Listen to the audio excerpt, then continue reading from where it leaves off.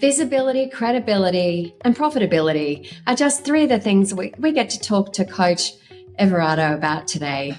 Let's have a listen to some of the tips he shares about how you can scale your business, hire a team, and let go of the reins so that you can scale.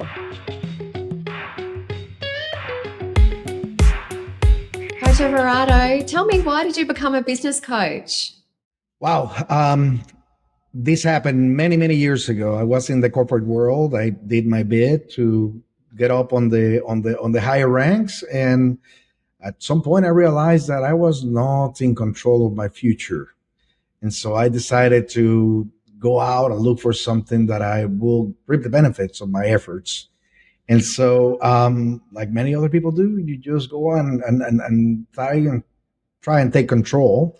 And so I did. I found these, and I just dived into it head on. And, the rest is history. And what do you love about coaching? Wow. It's never the same day, right? We're working with, 15, 20 people throughout a week, and everything is different, right? As we move through their development, there's always this challenge. There's this opportunity that comes along that we get to explore, and so it's never the same day. That's what I love about it. And when you say challenges, what challenges do you find that business owners that you speak to have? Well, most everybody that goes into business, or even those that are in executive positions, find themselves knowing well what they do, and they perform, but they always hit that ceiling, right? That next thing that they need to get into that they cannot seem to break through, whether it is, the money to go to the next level, the time that they are occupying working on their business, or the people that they have around them. And I'm going to probably say that that's one of the highest points, right? Working with other people, doing what you do through other people is always a challenge. And so, they need a different perspective sometimes. They need somebody to, pull them out of their day to day and get them to see a different way. It is one of my biggest beliefs that people go only after those things that they can see. If they can have clarity around what they're going after, they go to it and they pursue it with a vengeance, right? So what are some examples of that you've seen? So, I'm going to use an example of a customer of mine. I met him, years ago, and a small business, maybe 2 or 3 people. They're doing well. They deliver quality services, but they just simply cannot get through a certain level of revenue, and they want more things for their lives, right? So we use our system. We go in, look at what their structure is, and then start giving them some options, right? Developing that vision to a higher level, and then defining a path for them to follow. And so, this customer I'm talking about, needed to be able to let go of some of the things that he was very good at, to leverage other people to get things going for him. And so, it took us a little while, but once he understood that it's necessary for you to step out, allow other people to come in, help them reach those levels, then it starts replicating. And so, there's a lot that goes along with these, right? From, generating new business and being able to increase your ability to repeat business with your customers. But he went from, close to $500,000 business to about a $10 million business in a matter of 5 years. Because once you break through, then it starts, almost snowballing on you. Okay, so back up. That's one example. Because that's a big increase in such a short period of time. Right? So Talk to me about that, because I know that there's a lot of different aspects to business, but what was the key thing that really helped them with that breakthrough? Well, it happened in stages, right? So you're good at doing the work. You're a technician. You can deliver, right? And you can deliver a high quality service. And so when you bring people on board, they don't seem to act the way that you want them to do it or the way that you will do it. And so you have to learn to compromise a little bit and figure out, okay, maybe my way isn't the only way to get the results that I want. And so that acceptance moves you to, okay, I can have other people get the results that I want. They may not do it the same way I do. And as long as we have a clear vision and how we go about doing the things that we do, then it starts multiplying. And so we went from, not going out with the technicians on a job, right? To letting them do it, to reviewing the work that they do, giving them guidance and training as we go. Then once we were able to move away from the technician part, then the management, right? And so if you're like most business owners, you're doing 20 things at once, right? And nobody really can do all the things that you can do. So we have to chip away at the things that you're good at and start putting people in place to take more ownership, to take more intensity into those actions. And they again start multiplying. So we go from not going to the truck to maybe hiring somebody to do some business development to bringing somebody on board that is now watching the numbers and the opportunities that come along with that. And so every time that we had to come to one of those places, it was almost a breaking point, right? We get there and we're looking at what is it that we can do moving forward, and with accountability, they see it and they see one thing happening, and that thing leads to the next, and then the next. And so right now, this organization I'm talking about started with 3 people. We got to a point where we had over 48 employees, generating for the business and producing very interesting profits. Yeah, that's amazing. And so it's one of the biggest challenges that we have as business owners is letting go, is when we know to scale, we need to hire more people and let go as the business owner of doing all the things. So, and it's not just about growing the business. Like, what's the percent of, when you look at a percent is growing the business, working on the business instead of in the business, but it's also working on yourself as the business owner for that next level of skill set that you need to be, like you said, a manager and then leader of a team. So what is that percentage in terms of that? What do you spend on the business versus on yourself? Well, the aim that we have, at least in the company I represent, Action Coach, is to have a commercial, profitable enterprise that works without you. And that means that ultimately we have to get to the point that as we move in that sliding scale from in and out the business, we get to a point where we really don't need to be there and we can shift our attention to other ways of wealth creation, right? So it's different for everybody, of course. The difficulty for most is being open to the possibility that that's a future that is awaiting for you. Yeah, but that just seems like so far away from where I am right now, though. So it seems so far away from to have a business that could run without me when I'm doing all the things. So what's the first step when you start to hire team? I can say the same. What's the first step that I take? Okay, I'm sorry. Would you repeat that question? What's the first step that I take to start to let go and hire team? Okay. The first is to shift the mentality from what you have to do to what you get to do, right? It's this connotation that you're being forced into growth when in reality that's what you're aiming for, right? So if you are able to shift thinking, just the mentality. I have to do this. I have to bring somebody to assist me to.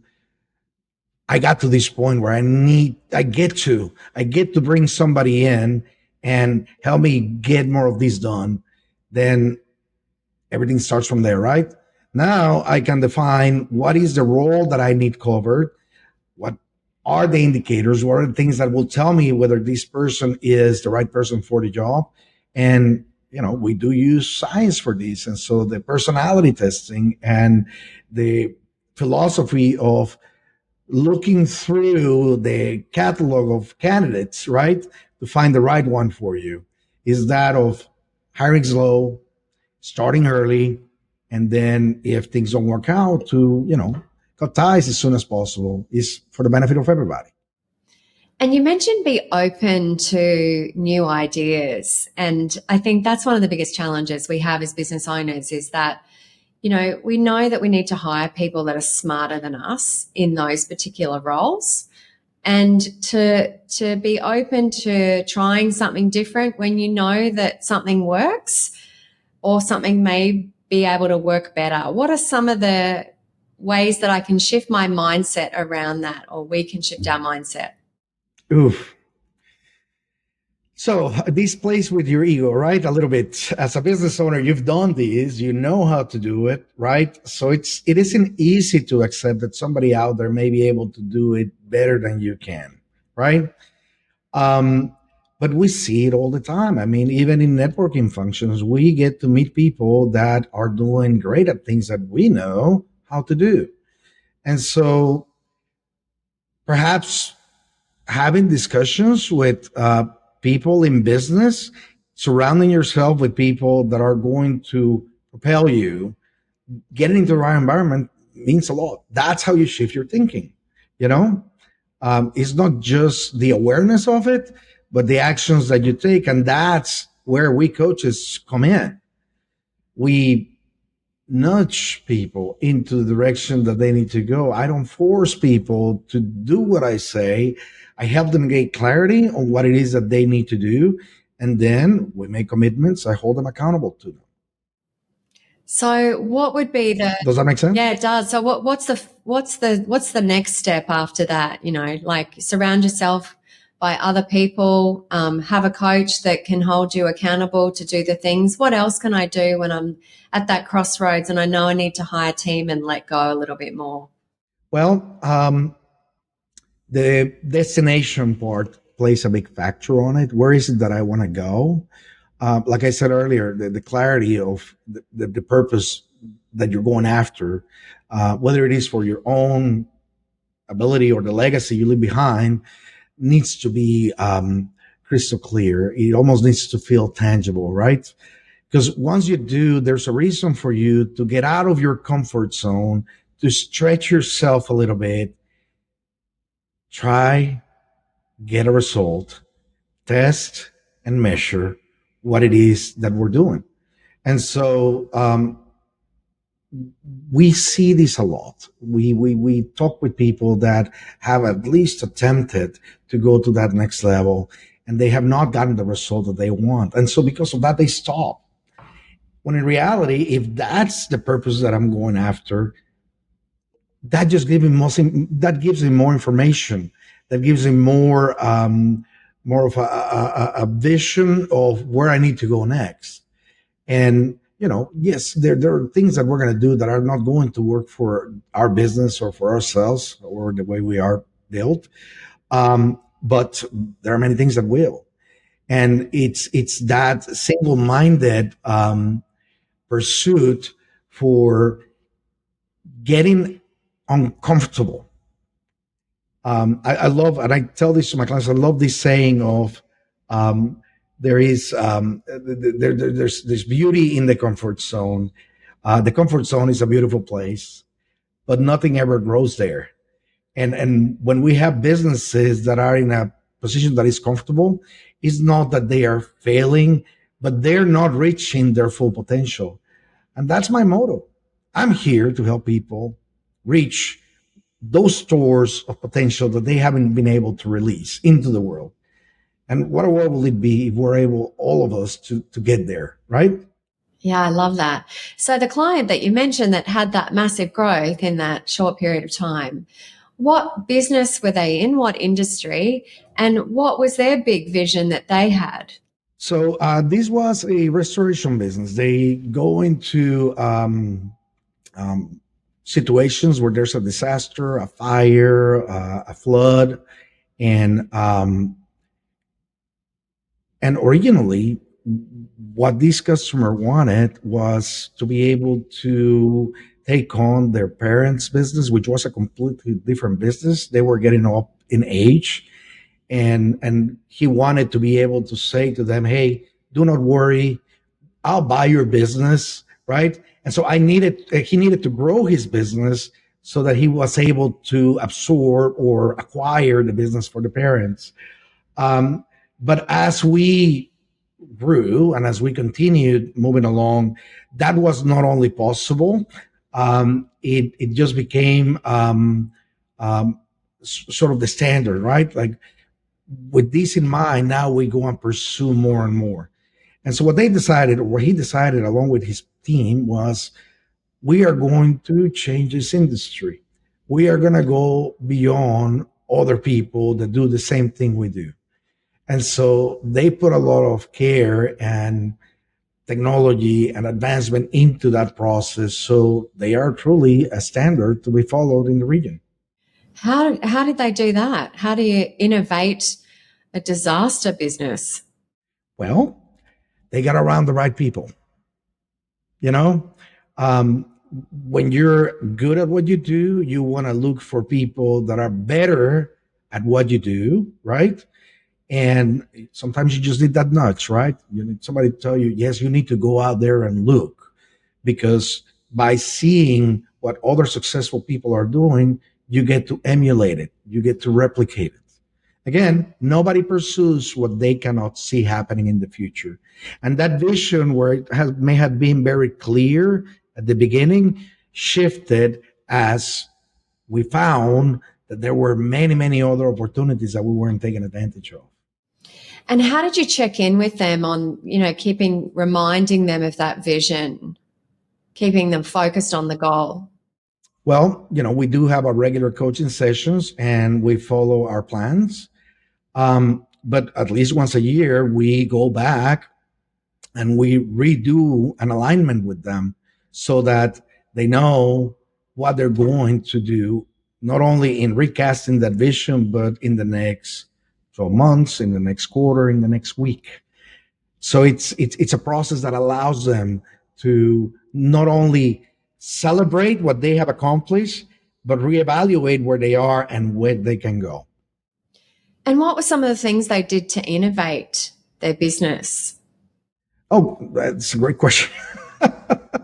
Well, they had equipment that they had purchased over time, and they were very clear in, we want to generate profits so that we can acquire the best equipment available. And in doing so, they became very close to those providers, to the point that they actually became almost partners in the development of the next stages for that equipment to be built in. And so, they are now providing a technology that nobody else in the area is capable of doing, and they continuously look for training. So, this expanding of the vision is something that doesn't happen by accident. You have to be led to it, and you have to you need to make the commitment to make it happen. So from not only getting around the right people, but going to the conferences, going to the trade shows that show what's the best in your business, that helps you expand where it is that you need to go. So now it's a big thing for me to make sure that my customers, every single one of them, has that in front of them. That as they plan for their year, they have to account for their own vision expansion through attending conferences or going to trade shows that belong in the industry. Not only participating in them, but becoming part of the group that offers the leading edge on those, right? Um, So it's a process that takes time to get hold. But once they start seeing how that reshapes the way that they go about business, they continue to do it, and it helps. And it really does carve a niche in that industry, isn't it? When you can actually work with a supplier to develop products and be innovative in the industry. So that's amazing. You've mentioned a couple. Who have thought that a three-person company will be able to do that? Yeah, amazing, amazing. And so you've mentioned a couple of times about surrounding yourself with people that stretch you. Yes. Talk to me about that. How does a business owner find those people? What do you recommend? Um, okay, well, I can tell you from my own experience as a coach, right? We are in markets, and in some cases like mine, we are isolated from most everybody else, right? And so, how do I keep sharp? How do I stay sharp, right? I need to put myself in situations where I see what's happening in other places. I need to go to the conferences. I need to, well, I get to now go to the conferences, right? And I get to learn from the best in the business. And just by being present, it's almost like when you do networking, right? There's three stages to it. You have the initial visibility, then you go into the credibility, and then profitability. It works the same way for when you're trying to develop yourself and getting surrounded with the right kind of people. But you got to make a decision. Who is it that you're going to go after, that you need to build a relationship with? What does that look like? And taking the actions to make it happen. So visibility, credibility, and then profitability. Profitability. I love that. Okay, so visibility is, branding, your marketing, sales and marketing visibility. Well, that goes into another realm altogether, right? I know that we do the networking as means to find new connections and create opportunities. Um, but it takes you initiating those relationships, and you got to be present wherever it is that you want to be. You want to be present, number one. And as you're present, you get to participate, which then builds you some credibility, right? And I'm just talking about networking as an idea, right? But with the credibility in place, now you get to actually capitalize on those relationships that you're building. It's for their own benefit as much as yours. Because as you open your network and they open theirs, there's a lot more abundance to be had, isn't it? And credibility is obviously increasing your sales and net profit in your business. Showing the results that you're providing. Credibility is about showing that what it is that you're doing, you're good at, right? That it isn't going to be something that, or it's going to be something that people won't risk because they don't know you. So having that credibility in place is key, is that reputation that you build. And that brings the results. And the profitability comes from profitability. Yeah. Yeah. Great. That's right. Great. Thank you. And so what's next for your clients that you've shared? What's their next journey? Have they taken over the parents' business? Oh, they did that a few years ago. They decided not to take over the business, but to pay for that business so that they will continue operating it without the concerns of whether it's going to be there or not afterwards. So it worked out great for them. Now, what ended up happening is they became very attractive. And so they're now in a process where other people are getting interested in them, larger companies that work at an international level and want to bring them on board as part of their organization. So it's a dream, really, to see them go from the small operation that it's doing, I don't know, maybe $500,000 a year to something that is going to be part of $1 billion organization. Wow. And how much do they work in the business now? Work. They're there. I don't think they need to be there, but that's another discussion altogether. That's the next coach. 100% of what they do is on the business at this Yeah, point. that's the next coaching session, right? Thank you for sharing. Yes. Love that That's right. story. So, just 3 quick questions that I'd love to finish with. Tell me what your favorite business book is. Oh, well, there's so many of them. But I will tell you that The Compound Effect has had a very, by Darren Hardy, has had a very, very significant impact in my life. It's about not the big things that you shift, but the small, consistent things that you get yourself to do, the habits that you build that will get you to where you want to be. And so I love the book. I will recommend it to anybody. In fact, it's one of the books that I give every one of my customers when they sign in for a membership with me. Great. And who's been the best mentor or coach for you throughout your career? Oh, wow. Well, I have had several mentors in my life. Okay, from the time that I started working in the automotive industry, a big one was Bradley Sugars. Through all the systems that he built and all the information that I was provided with through Action Coach, you have to listen, and it's beyond the words. It's getting a deep understanding of what do we mean by when we say marketing is everything.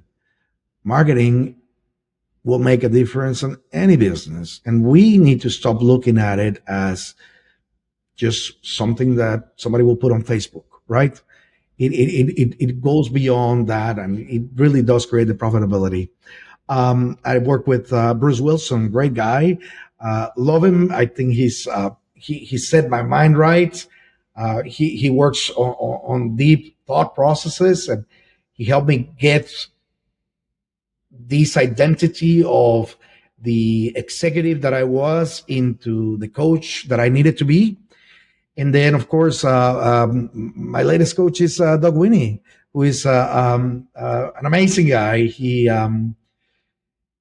how will I say, he's practical. Okay, he really believes in the system that we follow, and he really holds me accountable to following the things that I'm actually telling my customers to do. It's funny because I've done these for so many years, and I find myself in discussions with him thinking, oh my God, I just had a conversation about this with my client. How come I don't apply it to myself?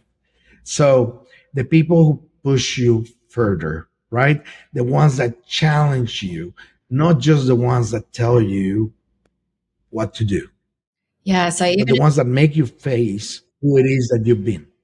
Even as a coach, you yourself have a coach. That's awesome. I do. And what's the best piece of business advice that you've ever received? And I don't know, maybe it is because of where I am today, but as business people, we gotta get marketing right. Marketing is what we need to make things happen in business. Okay, from acquiring the customers that we're going to have to keeping them and making sure that they get results. It's all marketing. And so if that's the core of who we are as business people, then we need to get good at it. So that's what I'm working on every day. Thank you for sharing. Great to spend some time with you today. Thanks for joining me. Thank you, Michelle. It was great talking to you. I appreciate it. Cheers. Michelle Adams, your host here. Hats off to you for committing to your learning by listening to this podcast. And if you'd like some help implementing some of these strategies, then click the link in the description to find your local action coach. They can help you put these strategies into action and take your business and your life to the next level. In the meantime, like and subscribe so that you're the first to get our next episode.